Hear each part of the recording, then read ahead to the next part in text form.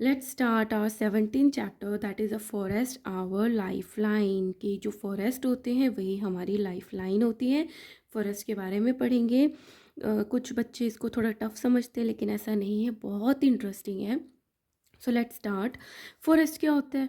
Forest is a large area of land covered thickly with different kind of trees, shrubs, herbs, grasses, creepers and climbers. क्या होता है forest? एक बहुत बड़ा area पे जब बहुत सारे जो एरिया है वो कवर्ड होता है किससे? डिफरेंट काइंड ऑफ ट्रीज, बहुत अलग अलग तरीके के पेड़ होते हैं, श्रब्स होते हैं, छोटी छोटी झाड़ियाँ होती हैं, हर्ब्स होते हैं जिनकी स्टेम्स बहुत वीक होती है प्लांट्स के, उसको हर्ब्स बोलते हैं। ग्रासेस हैं, क्रीपर्स हैं जो नीचे पे ही ज़मीन पर ही ग्रो करते हैं, वो वाले प्लांट्स हो गए। क्लाइंबर्स हो गए जो दूसरे की हेल्प से ऊपर की तरफ चढ़ते हैं। तो जब जो लैंड इन सब से कवर्ड होती है ना थिकली, उसी को हम फॉरेस्ट बोल देते हैं। Forest is a home to the many animals and plant species. अब जो फॉरेस्ट है उसमें बहुत अलग अलग तरीके के एनिमल्स भी रहते हैं और प्लांट्स भी रहते हैं। ठीक है, स्पीसीज होते जातियाँ बहुत अलग अलग तरीके की। Forest cover approximately 1/3 of the earth total land surface. Earth की जितनी भी टोटल लैंड सरफेस है उसका 1/3 फॉरेस्ट से कवर है। रफली अबाउट 3.9 बिलियन हेक्टेयर्स। इतना बड़ा एरिया जो है वो फॉरेस्ट से कवर है।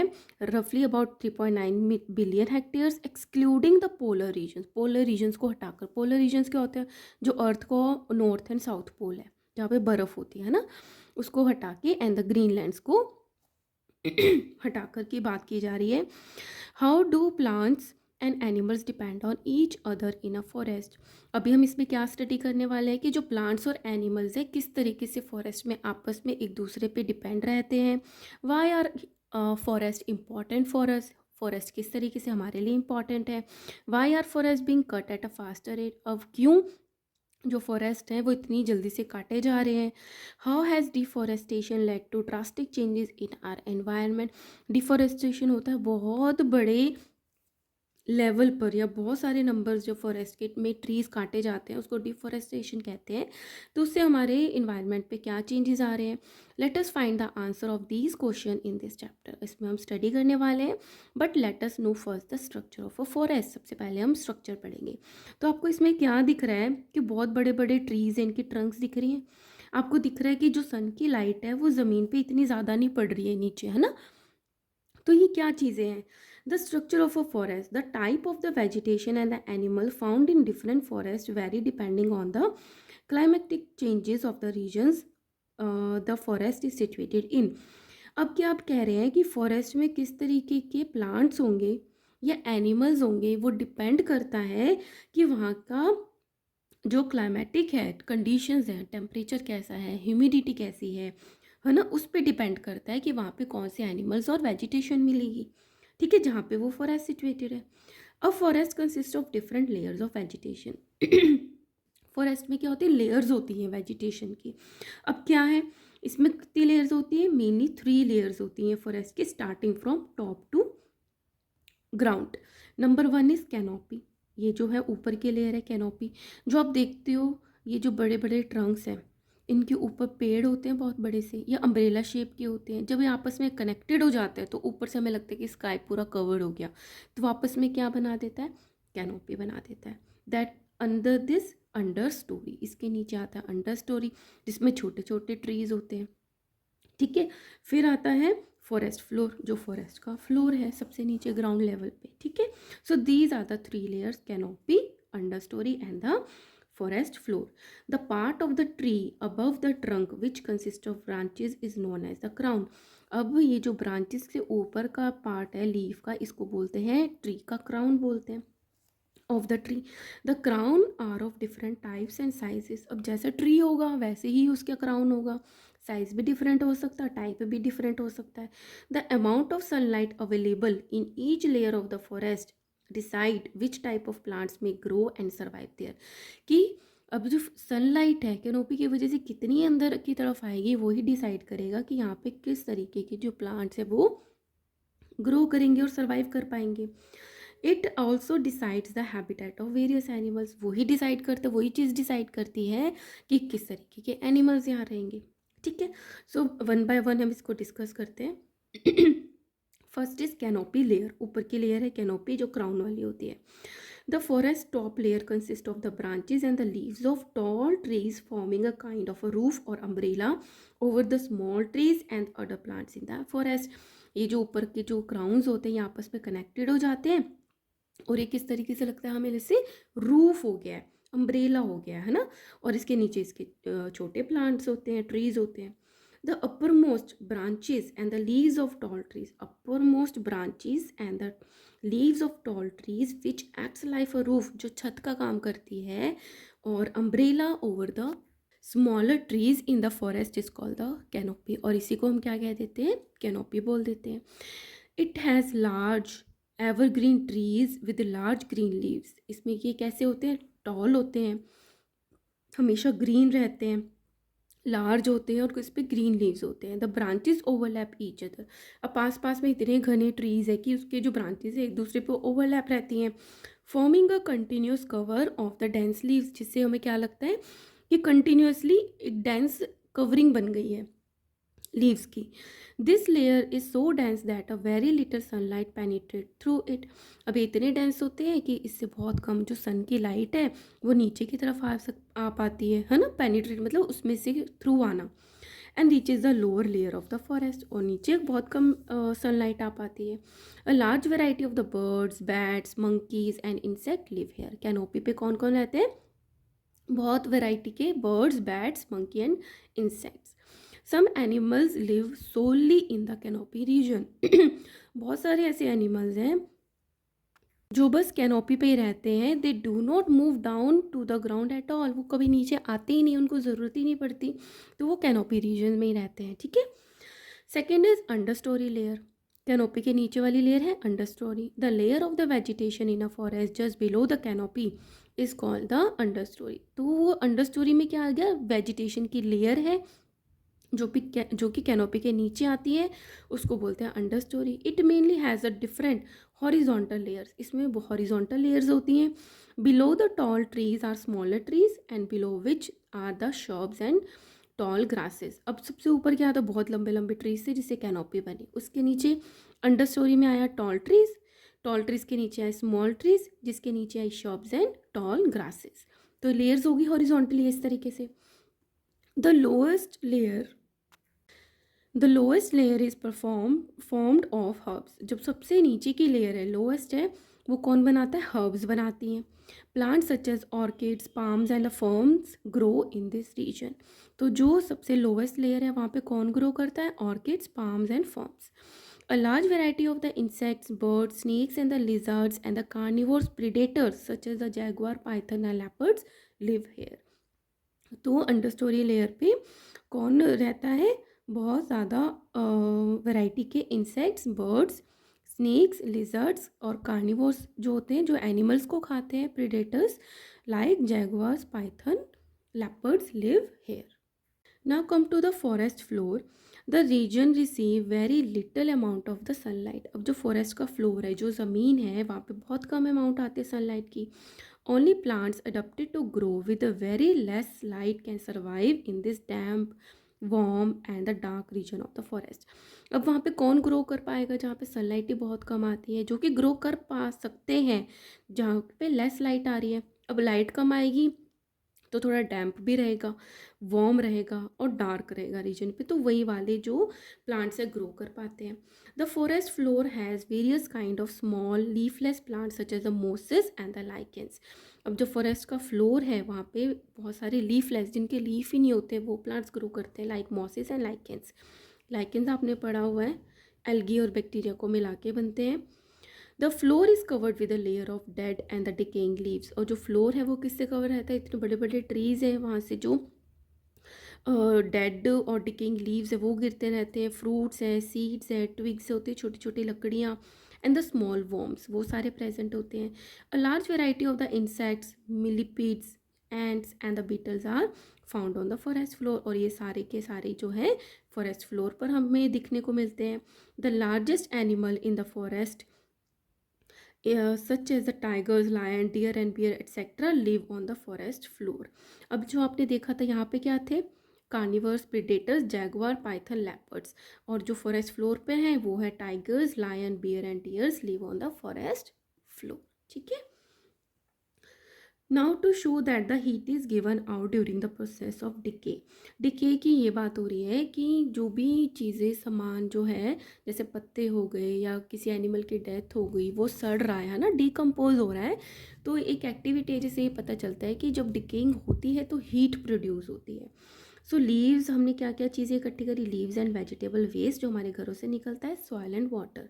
Method, dig a small pit on the ground, छोटा सा हमने खड्डा खोदा, and put the leaves and the vegetable waste in it, cover them with soil, pour some water on it, उसके ऊपर हमने पानी डाल दिया। The leaves and vegetable waste in pit start decaying, तो वो वेस्ट जो होते वो डिके होना स्टार्ट हो गए, डिकम्पोज होना। Remove the covering of the soil, soil की कवरिंग को हटाया after 3-4 days and feel the pit inside. तो जब हम उसको टच करके देखेंगे, observation, the pit feels warm inside the soil, हमें कैसा लगेगा वो पिट कि वो गर्म है। Conclusion, this shows that the heat is given out during the process of decaying, कि जब डिकेइंग हो रही होती है तो हीट का प्रोडक्शन होता है। ठीक है। Now come to the very important topic, that the importance of forest। Forest की क्या इम्पोर्टेंस है, क्यों इतनी इम्पॉर्टेंट है, क्यों हम इस चैप्टर के बारे में बात कर रहे हैं, है ना। The forest provide us many things we need, forest हमें बहुत सारी ऐसी चीज़ें देता है जो हमें बहुत ज़रूरी होती हैं। Besides they play a very important role in maintaining the environment balance, जबकि ये इन्वायरमेंटल की बैलेंस में भी बहुत इंपॉर्टेंट रोल प्ले करता है। ठीक है, तो दोनों चीज़ें, हमें चीज़ें भी देता है और इन्वायरमेंटल का बैलेंस भी करता है। Now let us understand how forest are important for us. अब हम स्टडी करते हैं कि क्यों इम्पॉर्टेंट है। Number 1, forest are source of wood, कि जो फॉरेस्ट होते हैं वो हमारी वुड का एक बहुत बड़ा सोर्स है ना। कैसे, a variety of the trees growing in the forest like the teak, shisham, rosewood and the sal are the sources of wood. ये सारी जो हैं लकड़ियाँ हैं जो हमारी वुड का, लकड़ियों का सोर्स है हमारा फॉरेस्ट, जो इसमें ग्रो करता है। The good quality of the wood is use to make furniture, boat, sports goods and for constructing houses. और गुड क्वालिटी की जो टीक शीशम है इसी के ही फर्नीचर्स बनते हैं, बोट्स बनती हैं, है ना, स्पोर्ट्स के गुड्स बनते हैं लाइक बैट हो गया, and for constructing the houses, houses बनाने में भी ये काम आता है। Wood is use as a fuel और फायरवुड, हम लकड़ियाँ जलाते हैं बहुत बड़े लेवल पे, जिससे हमें फ्यूल मिलता है, मतलब एनर्जी मिलती है ना। In many house holds for the cooking food, बहुत सारे जो घर हैं उनमें अभी भी लकड़ियाँ जला के खाना बनाया जाता है। Wood is also use for the production of paper, अब वुड से ही आपको पता है कि पेपर बनते हैं, which is use for making books, magazine and the news paper, जो इन सभी जगह पे आपको मिलते हैं पेपर्स। एक तो हमें मिल गया wood. Second, forest a source of variety of products, और क्या चीज़ें मिलती हैं। The several plants that grow in forest are use in the preparation of medicine. अब इनसे हमें क्या मिलती है, ट्रीज से बहुत सारे प्लांट्स हैं जिससे हमें मेडिसिन मिलती हैं। The bark of cinchona tree is the source of medicine called the quinine. एक सिनकोना ट्री होता है जिसकी जो बार्क होती है, जो आउटर लेयर होती है ट्री की, सूखी सूखी थी, जिसको छाल बोलते हैं ना, उससे हमें एक मेडिसिन मिलती है जिसको मेडिसिन का नाम है quinine, and used for the treatment of malaria disease. Malaria होता है मॉस्किटो के कटने से, है ना, उसके लिए एक मेडिसिन रेडी की जाती है जिसको हम क्विनीन बोल देते हैं, quinine. A few trees contain a substance known as a taxol which help fighting certain type of cancer। तो कुछ ट्रीज में से हमें एक सब्सटेंस मिलता है टैक्सोल, जिससे कि कैंसर में लड़ने के लिए काम आता है। Turpentine which is produced from resin और gum of the pine trees is used for thinning paints and the varnishes. जो पेंट्स और वार्निशेस हैं उसमें एक टर्पेंटाइन डालने के काम आता है जो कि पाइन ट्री से मिलता है। तो कितनी सारी चीज़ें हो गई। Rubber comes from the rubber tree, अब रबर हमें रबर ट्री से मिलती है। गम ट्रीज बबूल एंड कीकर यील्ड गम, और जो गम ट्रीज है बबूल और कीकर, उससे हमें गम्स मिलती हैं। The oil extracted from the trees like the eucalyptus and the sandalwood is use to make dyes and perfume. और क्या है, जो ऑयल मिलता है यूकेलिप्टस से और सैंडलवुड से, जिससे हमें परफ्यूम और डाइज बनाते हैं। ठीक है, तो ये सारी चीज़ें होगी, बहुत अलग अलग प्रोडक्ट्स हो गए, ये भी हमें मिलते हैं। तो वुड मिल गया और बहुत ज़्यादा अलग वैरायटी के मेडिसिन हो गई, टर्पेंटाइन हो गया, टैक्सोल हो गया, और परफ्यूम्स और डाइज बनाने के लिए हो गया, गम हो गया, रबर हो गया, ये सब सारी चीज़ें हमें फॉरेस्ट से मिलती हैं। Forest maintain the balance of gases. अब ये जो फॉरेस्ट हैं ये हमारी अर्थ पे जो गैसेस होती हैं लाइक कार्बन डाइऑक्साइड और ऑक्सीजन, उसको भी ये बैलेंस करती है। कैसे बैलेंस करती है? The forest maintain the natural balance of the carbon dioxide and oxygen in the atmosphere by using a carbon dioxide. अब फॉरेस्ट में ट्रीज होते हैं, ट्रीज फोटोसिंथेसिस के लिए कार्बन डाइऑक्साइड लेते हैं, तो वो यूज़ कर लिया and releasing the oxygen during the photosynthesis, और ऑक्सीजन को रिलीज करते हैं। In this way forest purify the air and serve as a green lungs in nature. इस तरीके से वो नेचर की क्या हो गई? ग्रीन लंग्स हो गई। ये वो कार्बन डाइऑक्साइड को लेके ऑक्सीजन को रिलीज करते हैं, तो एटमॉस्फेयर में इन गैसेस का बैलेंस बना रहता है। Fourth is forest maintain water cycle in nature. अब जो फॉरेस्ट है वो वाटर साइकिल को भी मेंटेन करते हैं। किस तरीके से? कि जो इससे वो जो ट्रीज होते हैं, रूट से उन्होंने पानी लिया, वाटर लिया, ट्रांसपिरेशन के थ्रू बाहर निकाल देते हैं, है ना, लीव्स के थ्रू, स्टोमेटा के थ्रू, और वो बाद में कंडेंस होकर क्या बन जाते हैं? क्लाउड्स बन जाते हैं, जिससे बारिश होती है। So trees in the forest recycle large quantity of the water regularly. Water gets evaporated into the atmosphere by the leaves of the plants by the process known as the transpiration. और जो water है वो leaves के through बाहर निकलता है transpiration के process के through. Gradually water vapour form clouds, फिर वो जो वाटर वेपर्स हैं वो क्लाउड्स बन जाते हैं and falls on the earth as a rainfall, और बारिश के थ्रू वापस नीचे आ जाते हैं। तो इससे क्या बन गया? वाटर साइकिल जो है अच्छे से मेंटेन हो गया। Thus forest increase the rainfall in the region. तो वो जो जहाँ पे फॉरेस्ट है उसके आसपास के एरिया में भी क्या है? अच्छी बारिश होती है। ठीक है। Fifth is forest prevent soil erosion. अब आपको पता चल गया होगा सॉइल इरोजन क्या होता है। जो अर्थ की जो ऊपर की लेयर होती है वो बहुत ज़्यादा फर्टाइल होती है, इरोजन होता है उसका वहाँ से हट जाना, इरोज हो जाना, हट जाना वहाँ से, या तो विंड के थ्रू या बहुत ज़्यादा पानी आ गया। तो जो फॉरेस्ट होते हैं वो सॉइल इरोजन को प्रिवेंट करते हैं, बचाते हैं। कैसे बचाते हैं? The removal of the top fertile soil from the region by wind, rain और the raining water is called the soil erosion. तो रिमूवल हो जाना टॉप फर्टाइल, फर्टाइल जहाँ पे अच्छे से प्लांट्स ग्रो कर पाते हैं, क्यों रिमूव हो जाना? बाय द विंड, रेन और running water is called the soil erosion.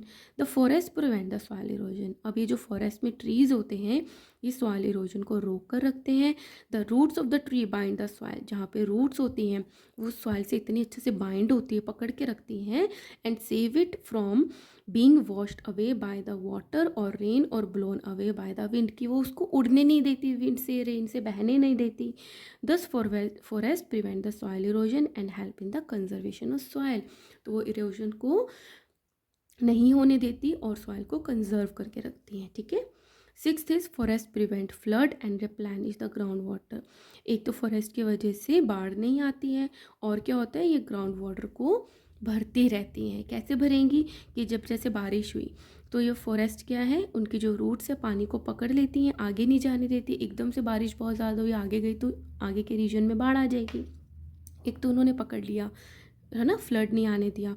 दूसरा क्या है, वहाँ से जब पानी को पकड़ लेंगे तो पेनिट्रेट होकर नीचे जाएगा पानी, और उससे क्या होगा? फिल्ट्रेशन की वजह से जो ग्राउंड वाटर है वो रिप्लेनिश हो जाएगा, बढ़ जाएगा नीचे, ग्राउंड वाटर टेबल बढ़ जाएगा। The forest act as a big check dam in the region. वो चेक डैम की तरह ही काम करते हैं forest. They slow down the flow of rain water के फ्लो को कम कर देंगे, reduce its force and helps control floods. Control मतलब पानी के बहाव की स्पीड को भी कम कर देते हैं, जिससे आगे बाढ़ नहीं आती। And the trees in the forest allow water to percolate in the ground. वो नीचे नीचे पानी जो है परकोलेट होता है ग्राउंड में। This help in replenish the ground water in the region. Okay. Seventh is forest provide food and shelter to the wild life. जो वहाँ पे रह रहे हैं एनिमल्स, उनको फूड भी देता है और शेल्टर भी देता है। Many plants and the animals are found in the forest. Forest is their natural habitat. बहुत सारे प्लांट्स और एनिमल्स रहते हैं वहाँ पे, वो उनकी नेचुरल रहने की जगह है, हैबिटेट है। Many tribal people of our country live in the forest. Even जो बहुत सारे आदिवासी लोग हैं वो भी फॉरेस्ट में रहते हैं। They get food, shelter, water and medicinal plants from the forest. और वो यहीं से ही फूड भी लेते हैं, शेल्टर भी मिलता है, वाटर भी मिलता है, और मेडिसिनल प्लांट्स भी मिल जाते हैं उसी फॉरेस्ट में। ठीक है।